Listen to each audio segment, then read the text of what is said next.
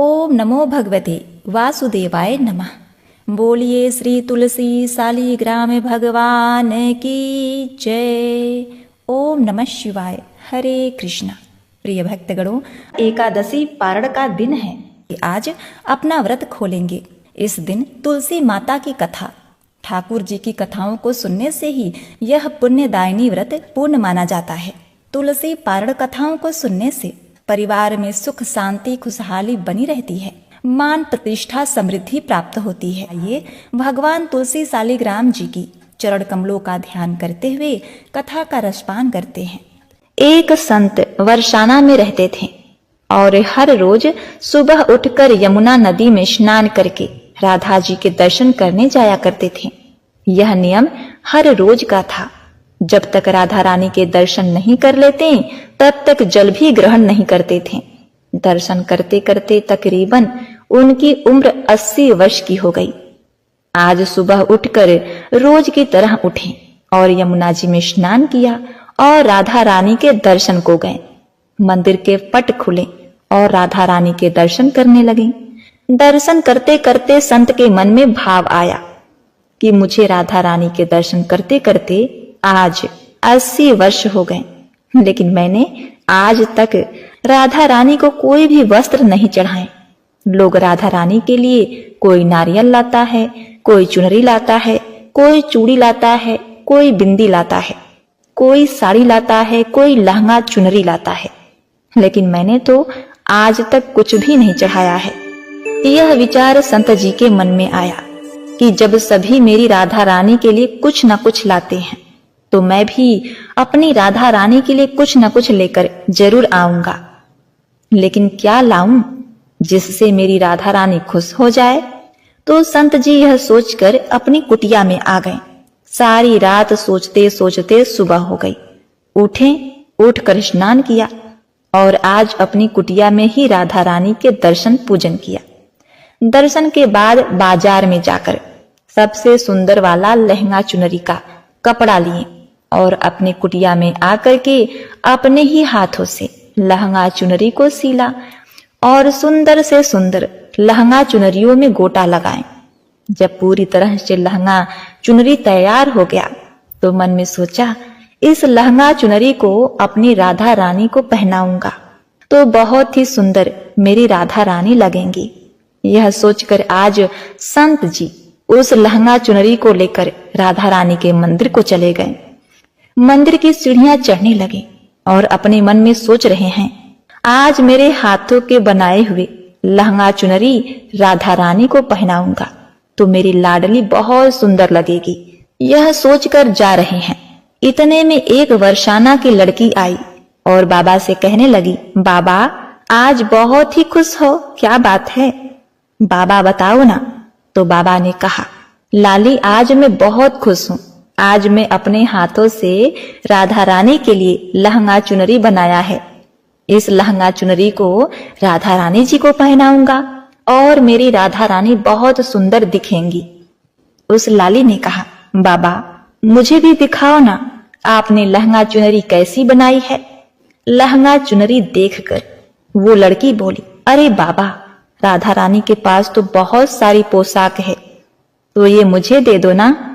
तो महात्मा बोले कि बेटी तुमको मैं दूसरी बाजार से दिलवा दूंगा, ये तो मैं अपने हाथ से बनाकर राधा रानी के लिए लेकर जा रहा हूं, तुमको और कोई दूसरा दिलवा दूंगा।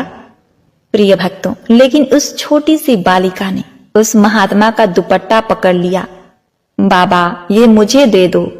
पर संत भी जिद करने लगे कि दूसरी दिलवा दूंगा, ये नहीं दूंगा। लेकिन वो बच्ची भी इतनी तेज थी कि संत के हाथ से छुड़ाकर लहंगा चुनरी को छीनकर भाग गई। अब तो बाबा को बहुत ही दुख लगा कि मैंने आज तक राधा रानी को कुछ नहीं चढ़ाया, लेकिन जब लेकर आया तो लाली लेकर भाग गई। मेरा तो जीवन ही खराब है, अब क्या करूं? यह सोचकर संत उसी सीढ़ियों में बैठकर रोने लगे। इतने में कुछ संत वहां आए और पूछा, क्या बात है बाबा, आप क्यों रो रहे हैं? तो बाबा ने उस संतों को पूरी बात बताई। संतों ने बाबा को समझाया और कहा, आप दुखी मत हो, कल दूसरी लहंगा चुनरी बना के राधा रानी को पहना देना। चलो राधा रानी के दर्शन कर लेते हैं। इस प्रकार संतों ने बाबा को समझाया और राधा रानी के दर्शन को लेकर गए। रोना तो बंद हुआ, लेकिन मन खराब था, क्योंकि कामना पूरी नहीं हुई ना। तो अनमने मन से राधा रानी का दर्शन करने संत जा रहे थे और मन में सोच रहे हैं कि मुझे लगता है कि किशोरी जी की इच्छा नहीं थी। शायद राधा रानी मेरे हाथों से बनी पोशाक पहनना ही नहीं चाहती थी। ऐसा सोचकर बड़े दुखी होकर जा रहे हैं। मंदिर आकर राधा रानी के पट खुलने का इंतजार करने लगे। थोड़ी देर बाद मंदिर के पट खुले तो संतों ने कहा, बाबा देखो तो, आज हमारी राधा रानी बहुत ही सुंदर लग रही हैं। संतों की बात सुनकर जैसे ही बाबा ने अपना सिर उठाकर देखा तो जो लहंगा चुनरिया बाबा ने अपने हाथ से बनाकर लाए थे वही आज राधा रानी ने पहना था। बाबा बहुत ही खुश हो गए और राधा रानी से कहा, हे राधा रानी, आपको इतना भी सब्र नहीं रहा? आप मेरे हाथों से मंदिर की सीढ़ियों से लेकर भाग गए, ऐसा क्यों? सर्वेश्वरी श्री राधा रानी ने कहा, बाबा आपके भाव को देखकर मुझसे रहा नहीं गया, और ये केवल पोशाक नहीं है, इसमें आपका प्रेम है। तो मैं खुद ही आकर आपसे लहंगा चुनरिया छीनकर भाग गई थी। इतना सुनकर बाबा भाव विभोर हो गए और बाबा ने उसी समय किशोरी जी का धन्यवाद किया। बोलिए श्री राधा रानी सरकार की जय। जय श्री कृष्ण हरे कृष्ण कृष्ण कृष्ण हरे हरे, हरे राम राम राम हरे हरे। ओम नमः शिवाय। प्रिय भक्तगणों, इस कथा को पूर्ण करते हुए भगवान विष्णु को समर्पित इस कथा का श्रवण करें। एक बार देवर्षि नारद जी बैकुंठ धाम गए। वहां उन्होंने भगवान विष्णु को नमन किया। नारद जी ने श्री हरि से कहा, प्रभु पृथ्वी पर अब आपका प्रभाव कम हो रहा है। धर्म पर चलने वालों को कोई अच्छा फल नहीं मिल रहा। जो पाप कर रहे हैं उनका भला हो रहा है। तब भगवान श्री हरि ने कहा, ऐसा नहीं है देवर्षि, जो भी हो रहा है सब नियति के जरिए हो रहा है। नारद जी बोले, मैं तो देखकर आ रहा हूँ, पापियों को अच्छा फल मिल रहा है और भला करने वाले धर्म के रास्ते पर चलने वालों को बुरा फल मिल रहा है। भगवान ने कहा, कोई एक ऐसी घटना बताओ। नारद ने कहा, अभी मैं एक जंगल से आ रहा हूँ। वहां एक गाय दलदल में फंसी हुई थी। कोई उसे बचाने वाला नहीं था। तभी एक चोर उधर से गुजरा।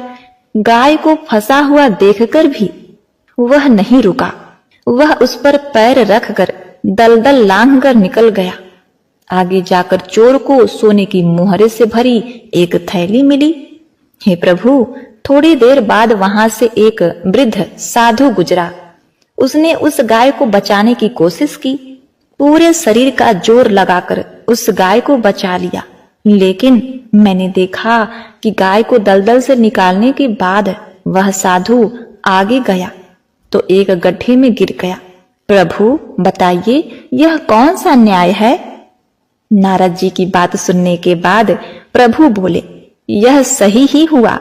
जो चोर गाय पर पैर रखकर भाग गया था, उसकी किस्मत में तो एक खजाना था, लेकिन उसके एक पाप के कारण उसे केवल कुछ मोहरे ही मिली। वहीं उस साधु को गड्ढे में इसलिए गिरना पड़ा क्योंकि उसके भाग्य में मृत्यु लिखी थी, लेकिन गाय के बचाने के कारण उसके पुण्य बढ़ गए और उसकी मृत्यु एक छोटी सी चोट में बदल गई। इंसान के कर्म से उनका भाग्य तय होता है। तो हे नारद, मनुष्य को कर्म करते रहना चाहिए, क्योंकि कर्म से भाग्य बदला जा सकता है। तो एक बार प्रेम से बोली, ओम नमो भगवते वासुदेवाय नमः। हरे कृष्णा। तुलसी माता की व्रत कथा। प्रत्येक माह में सभी औरतें तुलसी जी को जल से सींचा करती थीं और सभी महिलाएं कोई सोना मांगती, कोई चांदी मांगती, कोई अन्न, कोई धन, कोई अमर सुहाग मांगती। लेकिन एक बुढ़िया माई थी जो प्रतिदिन तुलसी को जल से सींचने जाती थी, और जब वह जाती तो तुलसी माता से कहती, हे तुलसी माता, सबकी दाता, मैं तेरा बिरला सींचती हूँ, मुझे बहू दे। पीले रंग की धोती दे, मीठा मीठा गास दे, बैकुंठ में वास दे, अच्छी मौत दे, चंदन का काठ दे, अच्छा राज दे, दाल भात का भोजन दे, 11 एकादशी के दिन कृष्ण जी का कंधा दे। प्रिय भक्तों, बुढ़िया माई की यह बातें सुनकर तुलसी माता सूखने लग गईं। तुलसी माता को यूं सूखते देखकर भगवान श्री कृष्ण ने पूछा, हे तुलसी, तुम दिन प्रतिदिन क्यों सूखती जा रही हो? तुलसी माता ने कहा, हे भगवान, अब मेरे मन की बात मत पूछो। भगवान ने कहा, मैं नहीं पूछूंगा तो कौन पूछेगा? इस पर तुलसी माता कहती हैं कि हे भगवान, एक बुढ़िया आती है और अपनी बात कहकर चली जाती है। मैं उसकी सभी बातें पूरी कर दूंगी, लेकिन कृष्ण जी का कंधा कहाँ से लाऊंगी? भगवान कृष्ण बोले कि वह मरेगी तो अपने आप ही कंधा देने आऊंगा, तुम बुढ़िया माई से यह बात कह देना। उसके कुछ ही दिनों बाद बुढ़िया माई मर गई। बुढ़िया माई के मरने पर सारा गांव इकट्ठा हो गया और उनका अंतिम संस्कार आने पर उसे उठाने लगे, लेकिन वह बहुत भारी हो गई, जिससे उनकी अर्थी टस से मस नहीं हुई। सभी बोलने लगे, यह तो बड़ी संस्कारी थी, बहुत पूजा पाठ करती थी, कोई पाप नहीं किया, फिर भी यह इतनी भारी कैसे हो गई? बूढ़े ब्राह्मण के भेष में भगवान श्री कृष्ण आए और कहने लगे कि यह भीड़ कैसी है? तब गांव वाले बोले कि एक बुढ़िया माई मर गई है और वह इतनी पापिनी थी कि उसकी अर्थी नहीं उठ पा रही है, बहुत भारी हो गई है। भगवान बोले कि मुझे इसके कान में कुछ कहने दो। भगवान बुढ़िया माई के पास गए और उनके कान में कहा कि माई, तू अपने मन की कर ले, पीताम्बर की धोती ले, मीठा मीठा ग्रास ले, बैकुंठ में वास ले, चटक की चाल ले, चंदन का काठ ले, झालर की झांझर ले, दाल भात का भोजन ले और कृष्ण जी का कंधा ले। प्रिय भक्तगणों, भगवान श्री कृष्ण के इतना कहते ही बुढ़िया माई हल्की हो गई। भगवान अपने कंधे पर उन्हें ले गए। बुढ़िया माई को मुक्ति मिल गई और वह बैकुंठ को चली गई। हे तुलसी माता, जैसे आपने उस बुढ़िया माई की मुक्ति की, वैसे सभी की करना। जैसे भगवान ने उसे कंधा दिया, हमें भी देना।